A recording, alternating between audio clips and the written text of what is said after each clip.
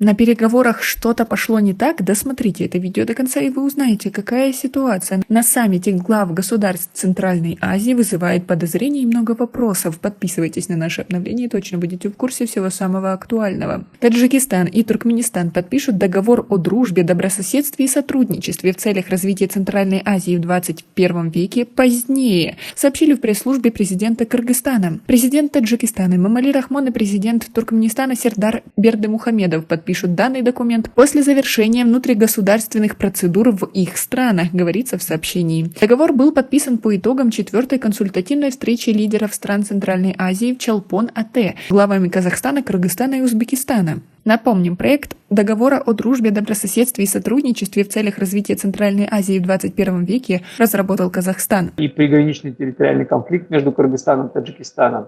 Это и угроза со стороны экстремистских сил, располагающих на территории Афганистана, что дает дополнительные козыри в руки России и Китая, которые пытаются быть гарантами безопасности. Это климатические проблемы, определяющие потенциальный дефицит питьевой и поливной воды, что обуславливает противоречия между государствами.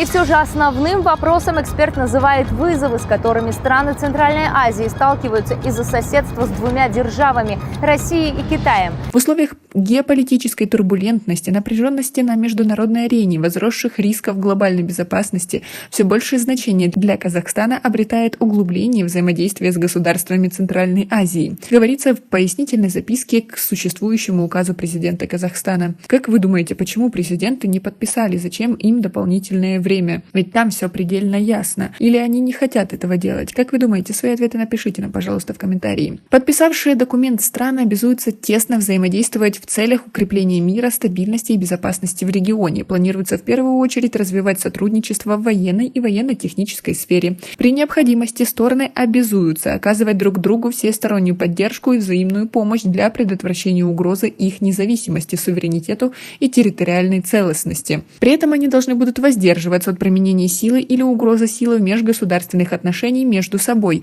обязуются не вступать в военные союзы, блоки либо в иные объединения государств, направленные против договаривающихся сторон. Документ строго запрещает им принимать участие в действиях, направленных против любой из них. Они обязуются не допускать использования своих территорий и систем коммуникации и другой инфраструктуры третьими странами в ущерб суверенитету, безопасности, стабильности и территориальной целостности друг друга. Авторитетом для стран-участниц договора является ООН. Они обязуются прилагать усилия для укрепления центральной роли этой организации. Договор послужит прочной основой для дальнейшего углубления взаимовыгодного сотрудничества между государствами Центральной Азии, выстраивания оптимальной модели взаимоотношений с мировым сообществом и выработки общих подходов к современным вызовам и угрозам, а также будет способствовать развитию, уверены авторы его проекта. Договор заключается на неопределенный срок. Любая страна может выйти из нее письменным уведомлением. Депозитарием документа является Казахстан. А как вы относитесь к такому документу и к такой встрече? Не возникают ли у вас вопросы? И как вы думаете, будут ли проблемы с этим договором? Свои ответы напишите нам, пожалуйста, в комментарии. И у нас пока на этом все. Оцените наше видео подпиской и лайком. До скорой встречи.